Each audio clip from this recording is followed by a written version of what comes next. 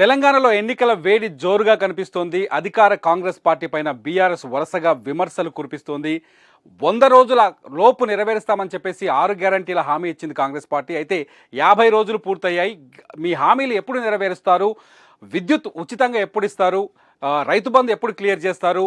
రుణమాఫీ ఎప్పుడు క్లియర్ చేస్తారంటూ వరుసగా ఒక వాడివేడి విమర్శలు కురిపిస్తోంది BRS. Gautam Neuro Care brain stroke migraine fits brain and spine surgeries కి బెస్ట్ న్యూరో సర్జన్. ఏదైతే ఎంపీ ఎలక్షన్ల కోసం నియోజకవర్గాల వారీగా జరుగుతున్న సమన్వయ కమిటీల సమావేశాల్లో బీఆర్ఎస్ వర్కింగ్ ప్రెసిడెంట్ కేసీఆర్ ముఖ్యమంత్రి రేవంత్ రెడ్డిని టార్గెట్ చేస్తూ విమర్శలు చేస్తూ వస్తున్నారు. ఈ నేపథ్యంలోనే ఇవాళ ఒక అతి పెద్ద అప్డేట్ తెరపైకి వచ్చింది.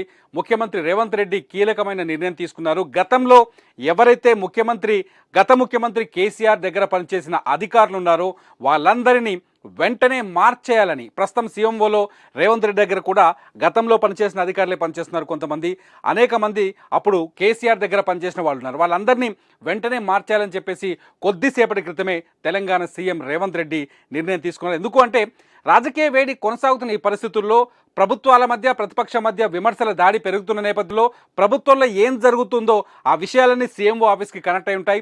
ప్రతి విషయం సీఎంఓ ఆఫీస్లో అప్డేట్ అయి ఉంటుంది. అయితే రేవంత్ రెడ్డికి సంబంధించిన లేకపోతే సీఎంఓ ఆఫీస్కి సంబంధించిన వివరాలన్నీ ఎప్పటికప్పుడు ప్రతిపక్షాలకు చేరుతున్నాయి.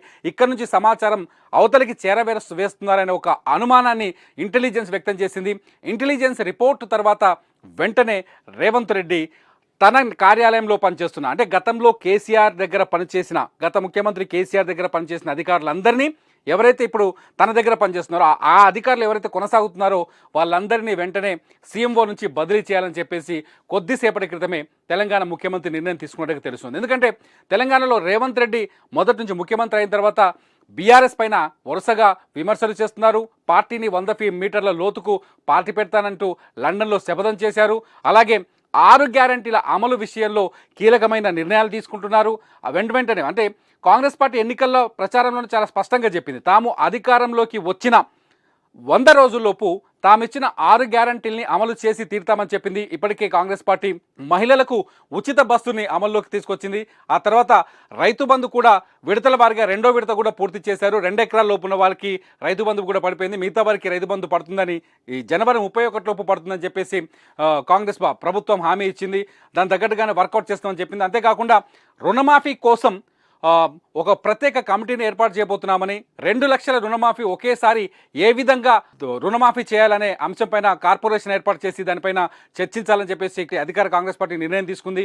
దీంతోపాటు తాజాగా ఇందిరమ్మ ఇళ్ళు, రకరకాల హామీలు ఉన్నాయి. ముఖ్యంగా ఉచిత కరెంటు పైన కూడా అనేక విమర్శలు వస్తున్నాయి ప్రతిపక్షం నుంచి. మొన్న కేటీఆర్ చాలా స్పష్టంగా అన్నారు, కరెంటు బిల్లులు ఈ నెల కరెంటు బిల్లులు తీసుకెళ్లి సోనియా గాంధీ ఇంట్లో ఇవ్వండి, లేకపోతే మంత్రి కోమటిరెడ్డి ఇంట్లో ఇవ్వండి, వెంకటరెడ్డి ఇంట్లో ఇవ్వండి అని చెప్పేసి విమర్శలు చేశారు. దీంతో ఒక్కసారిగా ప్రభుత్వం నుంచి కూడా బీఆర్ఎస్ పైన మాటల దాడి కొనసాగింది. దీంతో ఈ 6 గ్యారంటీల అంశం విషయంలో గవర్నమెంట్లో ఏం జరుగుతుందో ఆ సమాచారం ఎప్పటికప్పుడు బయటికి వెళ్ళిపోతుంది. దీనికి కారణం ఏంటి అని చెప్పేసి ఇంటెలిజెన్స్తో విచారణ జరిపిస్తే ఇంటెలిజెన్స్ నుంచి వచ్చిన సమాచారం ఏంటి అంటే ముఖ్యమంత్రికి గతంలో కేసీఆర్ దగ్గర పనిచేసిన అధికారులు కావచ్చు, లేకపోతే మిగతా ఆఫీసర్లు కావచ్చు, ఉద్యోగులు కావచ్చు, వాళ్ళందరూ ప్రస్తుతం రేవంత్ రెడ్డి కార్యాలయంలో కూడా పనిచేస్తున్నారు. దీంతో ఇక్కడి సమాచారం ఆ అధికారుల ద్వారానో లేకపోతే అప్పటి ప్రభుత్వానికి అనుకూలంగా ఉన్న ఉద్యోగుల ద్వారానో బయటకు వెళ్ళిపోతుంది. అందుకోసమనే ప్రతిపక్షాలకు ప్రతిసారి ఒక టార్గెట్గా మారుతున్నాం, ప్రతిపక్షాలకి ఇన్ఫర్మేషన్ చేరడంతో అటాక్ చేస్తున్న ప్రతిపక్షాలనే కోణంలో ఈ విచారణ జరిగినట్టుగా తెలుస్తుంది. ఈ నేపథ్యంలోనే ఇంటెలిజెన్స్ ఇచ్చిన రిపోర్ట్తో గతంలో సీఎం కేసీఆర్ దగ్గర పనిచేసిన వారిని తన దగ్గర పనిచేయకుండా చూడాలని చెప్పేసి రేవంత్ రెడ్డి ఆదేశాలు జారీ చేసినట్టు తెలుస్తుంది. ఎందుకంటే రేవంత్ రెడ్డి ముఖ్యమంత్రిగా బాధ్యతలు చేపట్టిన వెంటనే ఒక సెన్సేషనల్ కామెంట్ చేశాడు. విజయవాడలో 8 కార్లను, బుల్లెట్ ప్రూఫ్ కార్లని తయారు చేసి పెట్టుకున్నాడు కేసీఆర్. తను 3వ సారి అధికారంలోకి వస్తాననే ఆలోచనతో ఉన్నారు. కానీ ప్రజలు తీర్పుని ఉల్టా ఫల్టా చేశారు. కేసీఆర్ ఇంటికి వెళ్ళిపోయారు. తాము అధికారంలోకి వచ్చాము, తానేమో పాత కార్లనే వాడుకుందాం, వాటికే రిపేర్లు చేయించి వాడుకుందాం అనుకున్న తరుణంలో కొత్త కార్ల వ్యవహారం తమకు తెలిసిందని చెప్పేసి విమర్శలు చేశారు.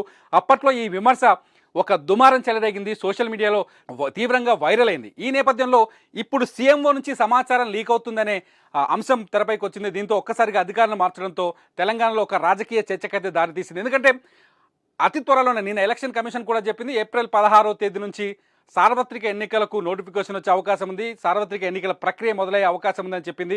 దీంతో ఎన్నికల వేడి రాజుకుందని చెప్పాలి. ఏప్రిల్ 16 ఇప్పటికే కాంగ్రెస్ పార్టీ ఎంపీ అభ్యర్థుల్ని సెలెక్ట్ చేస్తుంది. ఇటు బీఆర్ఎస్ ఎంపీ అభ్యర్థులను సెలెక్ట్ చేస్తుంది. ఇటు బీజేపీ కూడా ఎంపీ అభ్యర్థులను సెలెక్ట్ చేస్తుంది. ఈసారి తెలంగాణలో మాత్రం పోటీ హోరాహోరీగా ఉండే నేపథ్యంలో ఖచ్చితంగా ప్రభుత్వ సమాచారం బయటకు లీక్ కాకుండా చూసుకోవాల్సిన అవసరం ఇప్పుడు ప్రభుత్వం దగ్గర ఉంది. కాబట్టి రేవంత్ రెడ్డి ఈ కీలక నిర్ణయం తీసుకున్నట్టుగా తెలుస్తోంది.